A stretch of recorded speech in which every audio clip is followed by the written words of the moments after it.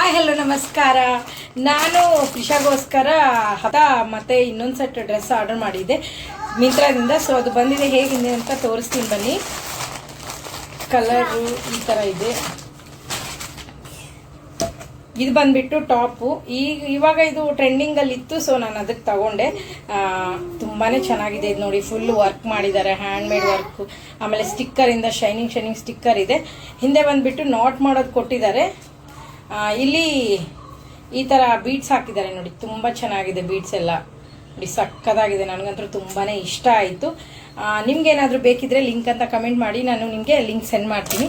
ಆಮೇಲೆ ಇದು ಬಂದ್ಬಿಟ್ಟು ಪ್ಯಾಂಟು. ಆ್ಯಕ್ಚುಲಿ ನನಗೆ ಪ್ಯಾಂಟೇ ತುಂಬ ಇಷ್ಟ ಆಗಿದ್ದು. ಈ ಥರ ಇದೆ ನೋಡಿ, ಪ್ಲಾಜೋ ಪ್ಯಾಂಟು.